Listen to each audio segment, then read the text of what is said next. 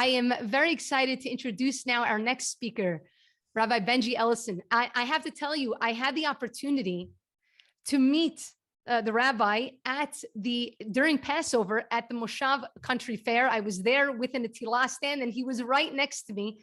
And I purchased his book, Dance of the Omer. And I have to just say, I absolutely love this. Of course, we're always counting down on the Omer. Every year, the Omer comes around, but I never was able to understand its significance as much as I understood it this year because of this incredible book. It's truly amazing. And I am very excited to be welcoming Rabbi Benji Elson. He's a clinical psychotherapist, a Jewish environmental educator, a musician, a Torah educator, and author of the widely popular book, Dance of the Omer, a step-by-step guide to the transformational journey of Sefirat HaOmer. I really highly recommend this book. It's spectacular. And Benji has taught and led transformative experiences around the world, including cities across the US, Israel, Canada, Mexico, Turkey, and India. And he's a senior psychotherapist and staff member at Genesis Jerusalem, a premier mental health and addiction treatment center in Jerusalem. And he also sees clients in his private practice in Jerusalem, where he specializes in the treatment of trauma, anxiety, and depression. Until COVID hit the world and halted international travel, Benji also served as the educational director of Yeshivot Haaretz, an Israeli-based organization that connects Jews back to the earth and the Torah's forgotten teachings about the importance of living in balance, just like we were speaking about, living in balance with Hashem's creation, its resources, and its creatures. And with Yeshivot Haaretz, Benji leads transformational expeditions into the deep desert and jungles of the world to help participants encounter and discover the beauty in their lives, Torah, Judaism, other ancient indigenous communities and cultures, and the entire world. He also teaches a weekly shiur in Jerusalem about all things related to healing, spirituality, time, and the cycle of the Jewish calendar. I'm going to be placing a link to check out his book in just a moment. And I'm so excited to invite Rabbi Benji Elson, who's going to be speaking to us about Netilat Yadayim, Lag Baomer, Rabbi Shimon, and the mystical experience. Thank you so much for being here. Hello, everybody. Thank you so much for having me, Orly. It's a real pleasure and privilege to be here. And it's an amazing, humbling privilege to follow Rav Gerzi, to follow you. Rav Gerzi gave me a lot of koach before the first publication of the book. And koach, we were talking about koach. So I thank you for that also. And earlier you were talking about where we met, and we had our booths at the Moshav Fair next to each other, and I was very inspired by all the people that were coming over to your booth and just how excited and animated you were about this, and the cups are just amazingly beautiful. So really Yasher Koach, and much success to you in this and all of your amazing projects that you do. Okay, so we are a few days before Lag Baomer, and we're talking about Lag Baomer, we're talking about washing our hands. And as Orly said, I wrote this book, Dance of the Omer. It's a step-by-step guide to self-transformation through Sfirat Omer, through the Sfirot. And I thought to start, I would, because the book, I spent hours, picking every word in the book. So it's said a lot better than I could say right now. So I'm going to start by reading the section of Lag Baomer, and I think it really helps to frame Lag Baomer and in the connection to the mitzvah of Netilat Yadayim, if that is okay with everybody. Okay. How do I make this smaller? Okay. The academic is obsessed with books, the rationalist obsessed with facts, and the mystic obsessed with experience. This euphemism wonderfully describes the teachings of Kabbalah, the Zohar, and of course, its current most popular expression, Chassidut. Even more so, it describes the experience of Rabbi Shimon Bar Yochai and his son as they spent 13 years buried neck deep in the earth without any books, studying and meditating on the divine experience and the human experience. So we're getting up to Lag Baomer, And let's talk about the mystical experience for a little bit. The stance of the mystic is Hineni. Here I am, fully, in whatever happens. And to be fully here, to be fully present, requires that at every moment you are willing to be surprised. You're willing to be radically amazed. Because without a willingness to be surprised, one risks entering into an encounter with reality blinded by the lenses of one's facts, expectations, or preconceived notions, which in turn disables one from seeing that which is actually unfolding right in front of them. The willingness to be surprised and overcome with surprise, on the other hand, creates room for the human experience, or a truly human experience. One of the ways that we practice entering into the state on Lag Baomer is gazing at the fires that we have on Lag Baomer. It's not just a cute thing that we do. We've been sitting around fires for thousands of years for a reason. So what is that reason? One of the reasons, perhaps, is that, so why do flames move us so much? Why is it that for thousands of years we've sat around bonfires on this holiday and other special occasions? More than that, why for thousands of years have humans been able to look into the flames so mesmerized that they're not able to avert their eyes, right? How many of us have sat by a bonfire and just stared for hours and hours and hours, just looking at the flames? So there's, of course, very wonderful popular teachings about flames. And on a basic level, when you look at a flame, you really look, every moment you're surprised. You don't know where the flame is going to go. You don't know what it's going to do next. You don't know which direction it's going to dance in the next moment, how it's going to express themselves. On a deeper level, when we look at the flames, we're actually, we find camaraderie with the flames, because we feel that we're actually looking at ourselves. On an intuitive level, we feel that we're looking at the human experience and perhaps even at our souls, because a flame and the human soul, they act in mirroring ways, right? So the flame is always constantly trying to escape from the bonfire, from the wick, or from, right? It wants to go wherever it wants to go. But the irony is that it's trying to escape the very thing that's giving it life. It's trying to escape the wick. It's trying to escape the wood. It's a wild paradox. And the same thing is true with us, that our souls want to constantly fly this way and that way. We want to do everything. We want to do every project. We want to be everything that we can be in the world. And when we do that, we're actually disconnecting sometimes from our bodies, from the thing that is actually sustaining us and keeping us alive. And so when we look at the flame, we're kind of watching ourselves, and we're mesmerized by this. We're just captivated. We look for hours and hours and hours. So what does this have to do with Lag Baomer? So this ironic dance is precisely the energy of Hod Shebahod, which is the Kabbalistic spherotic energy of Lag Baomer. And it's also connected to the unique quality of what it means to be human. The Talmud in Shabbat in 88b tells us that when Moshe went up to the mountain to prepare the Torah, the angels had a rebellion. They argued with Hashem.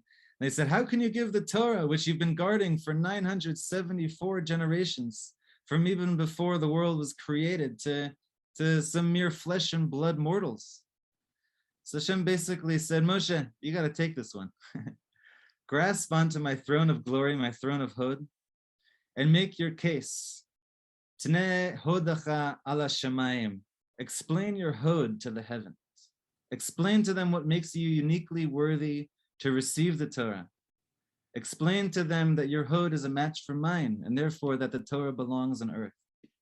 And so this famous story continues, right? And Moshe goes on to explain all about the human experience, about, do you have, right, everyone's familiar, many people are familiar, that do you have parents that you don't get along with?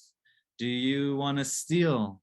Do you want to, all these things? It goes on and talks about the ugliness of being human, about the human experience and all of its messiness and all of its shortcomings.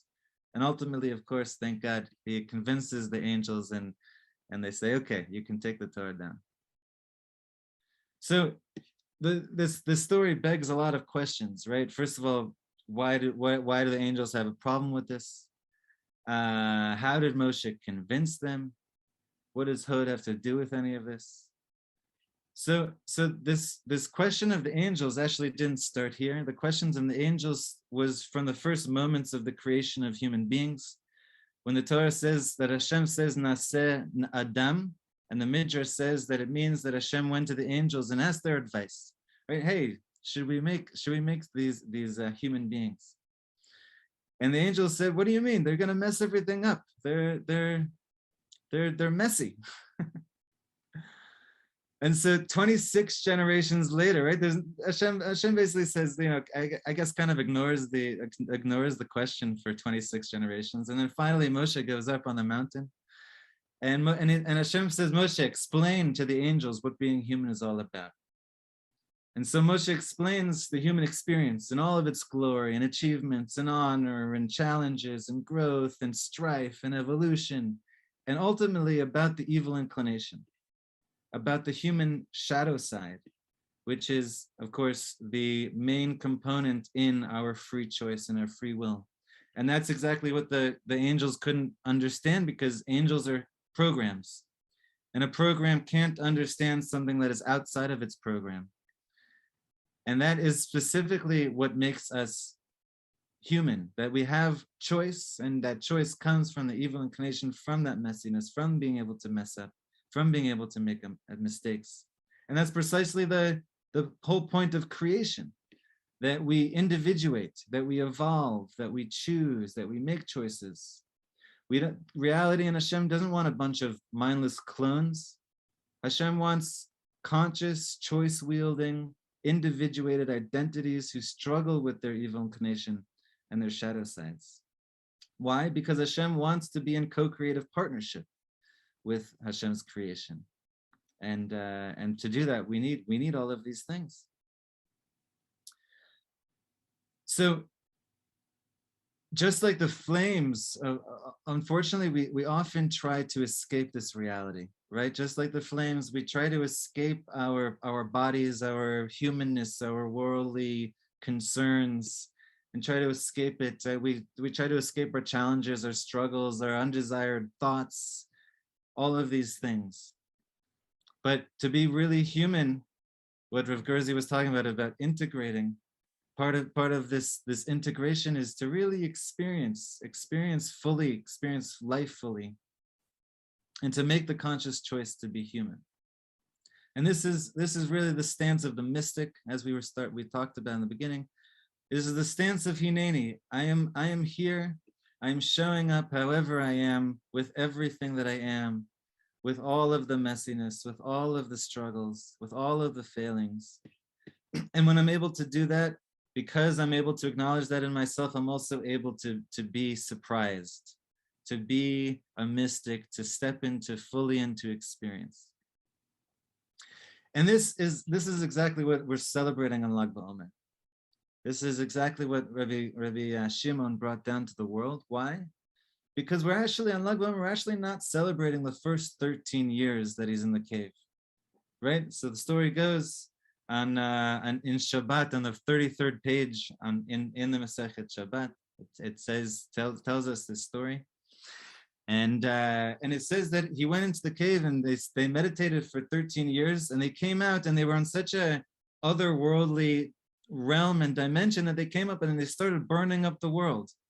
Their fire came out of their eyes, or whatever they saw, fire came down and burnt up the world. And Hashem, a bat kol, a heavenly echo, came down and reverberated around them and said, hey, I didn't bring you out of the cave so that you can burn my world.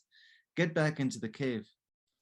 And so the story goes that they went back into the cave for another 12 months, and they came out and they came out and they met this old Jew who was running with 2 sticks of myrtle in his hands, someone that was illiterate, someone that knew no Torah. And they ask, why are you carrying these myrtles? And he says, oh, because one is for Shamor, connected to Shabbat, and one is for Zachor, connected to Shabbat. And they're amazed, right? They're just blown away by this simple person. So really, everything that we're celebrating on Lag Baomer is not getting out, and everything that the Zohar is, and everything that Kabbalah is, and everything that being a mystic is about, is not getting out of this world, but is really being in this world and being able. When you're in this world, you're able to be surprised. If you're out of this world, you can't be surprised. When you're in this world, fully experiencing life, you're able to be surprised.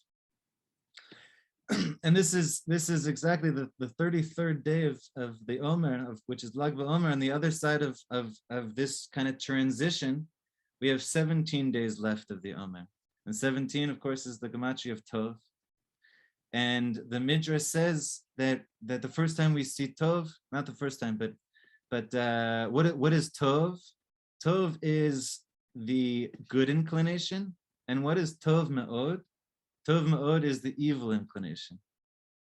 And so after we have this experience of Lag Baomer, of the receiving the Torah of Kabbalah, of sitting around bonfires, of waking up to the human experience, of being surprised, of getting in touch with the messiness of being human, we can then transition into the last 17 days, into the days of Tov, into the days of Hod, because this is where the real work comes, right? We're really getting into connection with our evil inclination. And this is exactly what Netilat Yadayim is about. It's about a lot of things, but maybe one small thought is that the mitzvah of Netilat Yadayim is a deep recognition, on one hand, that we can purify our hands, right? We can sanctify and uplift our hands, but on the other side of that is a deep acknowledgement and recognition that we are messy, that our hands can get dirty, that we aren't perfect, that we're human. And so, we do this when we wake up. We do this after we go to the bathroom. We do this before we eat, because we realize that we're in the world and life is messy and we're human, and thank God we're human. And so that's what I think, and on some level, that's what the mitzvah of Netilat Yadayim is teaching us every time we do it. It's both sides of the coin. There's an amazing one of my favorite teachings from the Kutei Moran, written by Rabbi Nachman. It's a profound Torah, so I'm just going to read his words, because it's good to read the words. So in Torah 91 of Likutei Moran, he's talking about Moshe, and he's talking about that the pasuk says when they're at war with Amalek, that I think when I was preparing for Rav Lezer Brody shared the same Torah in a very different way a few weeks ago, or a couple months ago or something. So the pasuk says, very interesting, right? That we all know that Moshe raised his hands and kept his hands up for the whole day, and whenever his hands were up, the Jews started winning, and whenever his hands got heavy, the Jews would start losing. But the Torah, when it talks about this, uses a very interesting word. It says, "Vayhi yadav emunah ad ba hashemesh," that his hands were faith, or faithful. His hands were emunah. His hands were faith. So Rabbi Nachman says, "Ki yesh kama minei emunah," that there are several types of emunah. Yesh emunah shehu rak balev. There's a type of emunah that is only in the heart, or only in the mind, right? That we have thoughts of emunah. It's in our thoughts. Vayikar, but the essence of it, the main principle is shetzarich liyot adam emunah kol kach she'it pashet b'chol ha'ivarim. That the emunah has to be so strong, so palpable, that it spreads to all of a person's limbs, that it spreads through the body. K'moshe muva b'kitvei Hari, as the Hari writes, right? We're learning some Torah from from the Ari, who was the Kabbalah, right? Maybe I'll say it in a minute. Actually, I'll say it right now. Right. So what is the kind of the process of Kabbalah? And a way that I really like thinking about it is that 2,000 years ago, the Rabbi Shimon came and said, with the Zohar, and came and said, here's a map of the heavens, right? Here's how this thing works. Here how it connects over here. 1,500 years later, the Ari came and says, here's a ladder on how to get to the heavens, right? Here's what you need to do to reach the heavens. And then a few hundred years later, the Baal Shem Tov came and says, forget about the ladder. Heavens is right here on earth. Heavens is here. So we're learning within this context. So the Ari says, Rabbi Nachman's quoting, the Ari says, shetzarich lagbia yadav b'shad Netilat Yadayim neged harosh, that when a person is washing their hands for Netilat Yadayim, they have to, after they wash, they have to raise their hands to the height of their head, kedei lekabel hakdusha, in order for the kedusha to come down, in order to receive the kedusha. Nimsa, so Rabbi Nachman says, and we see right here, shetzarich lazeh emunah b'hayadayim, that a person needs to have faith in their hands. Le'amin shemachmat shemagbia yadav, to believe that because he's raised his hands or she's raised her hands, keneged harosh mekabel kedusha, that because of the raising of the hands, the kedusha was received. And so we're talking about experience, and Rav Gerzi before was talking about integration, which I think is, you can't integrate unless you experience. And I think what Rabbi Nachman here is saying is telling us to really experience the washing of the hands, the movements, the feel of the water, the sound of the water, all of these things that it's all tactile. And when you really experience it and feel the body motions and everything involved, this is a good somatic experiencing Torah. I use a lot of somatic experiencing, mind-body connections in my therapy practice. That when this can only happen, you can only have this emuna in your hands if you're in the experience. If you're just like, wandering, your mind's wandering, then of course you're not gonna have the emuna, that you're not gonna feel the kedusha coming into your hands. You need to really be in the experience itself. So at least that's what I hear Rabbi Nachman saying. I don't know if you meant all of that, but that's what I hear him saying.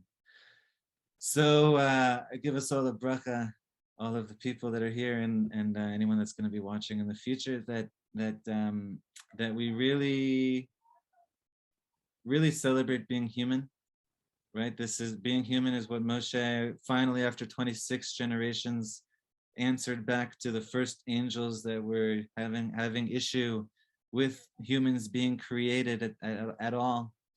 And that it's really, and that's our hod, and our getting in touch with our evil inclination in an appropriate way, right? There's also connected to that in two different places, in Sukkah, and I think also in Menachot, that it says that if the Yetzer Hara comes and attacks you, right, what should you do?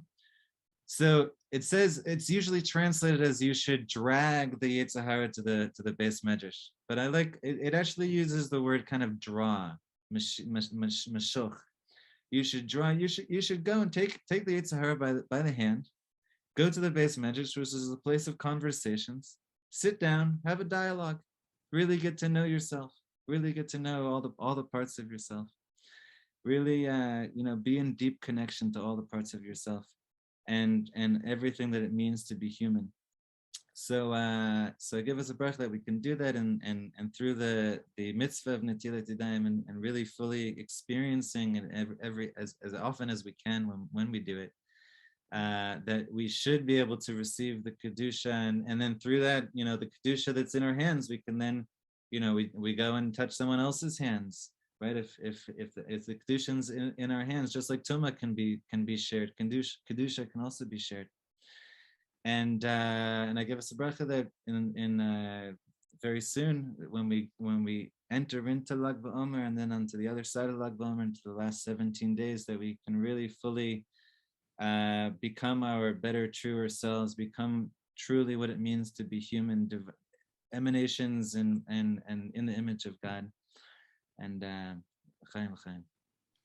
Thank you so much, Rabbi. I so much appreciate your words. I have to say that both you and Rav Gerzi, you've touched upon something so important here, this concept of the messiness of being a human, which means we do make mistakes, we falter. But the idea is that we always have the ability to get back up, especially during this time of the Omer, right? We're counting up, right? Sometimes as we're going up that rung of our ladder to better ourselves, to become that perfect vision of who we are, sometimes we can stumble and we could fall down a rung or so. But the idea is not to give up, to continue to push forward. And it really connects so much to what you were just saying with Netillah, right? That when we're doing Netilat Yadayim, and we do it so many times really throughout the day, if we're doing it properly, we do it so many times throughout the day, it's a reminder of that messiness. But more than that, and you connected it also to the concept of the Yetzer Hara, because what is the Yetzer Hara? The Yetzer Hara isn't the inclination inside you telling you to do something wrong. It's actually the inclination inside of you telling you that you're not worth doing something right. Because when we make mistakes, we actually become our greatest critics. That the biggest challenge of the Yetzer Hara is telling us, you've made so many mistakes. You can't do this mitzvah. Who do you think you are to do this mitzvah? Just give up. You've already faltered. You've already stumbled. You fell down. You were doing things perfectly for several days, but you forgot. You don't go back to it. You see, look at you. You can't get anything right. That's the Yetzer Hara telling us that we're not good enough. But when we actually are doing Netilat Yadayim, and it's funny, and this is the reason why it's connected to Nechoshet, right? Hashem, when he chose the material for the Kohanim to wash their hands with, the Kohanim, okay, that are about to go into the Bet HaMikdash to do Avodat HaKodesh. You know what material he chose? He didn't choose gold and he didn't choose silver. He chose Nechoshet. He chose copper. You know why? In the Zohar, it says that Nechoshet is connected to Rachamim, mercy. We have to do Netillah so many times throughout the day, really, if we're doing Netillah properly, right? That when we're coming to sit to do Netillah, just like Rav Benji said, if we actually allow ourselves to be in the experience, to really be in the experience, not to just okay, I got to wash my hands, I have to run to the thing, I got to go to the next. No, you're about to engage in an incredible mitzvah that is known to bring bracha and abundance into your life. But more than anything, why does it have the capacity to help you really go to war with your Yetzer Hara? The part inside of you that tells you you're not worth it, you made too many mistakes, just give up. Because when you pour the water, and why did it come from copper, the kior? Mercy, right? When a person is asking for mercy, asking for rachamim, they say, a person is begging, they're begging, please, right? They pull up their hands, they're begging, please. Hashem is saying, don't you worry. You made a mistake, you feel that you're messy, you're not perfect, you're human, I love you. You made a mistake, I still love you, and I'm going to continue to love you. And if you need many reminders, you're doing the Netilat Yadayim throughout the day, just remember mercy. You're pouring mercy on your hands. Hashem is giving a continuous mercy so that we don't give up on ourselves. So I want to thank you because, what you shared connected that so beautifully for me in my mind. I was just thinking, wow, we're putting this on our hands to fight against Yetzer Hara, to remove this messiness that Hashem is saying to us. Don't you worry that you made mistakes. You keep on going. You keep at it. I believe in you. I'm betting on you. I know you could do it. That is the greatest thing that we can feel as we're climbing up that rung to become the best version of ourselves. So thank you so much, Rabbi, for sharing. Thank you for having me. A pleasure to be here. Thank you.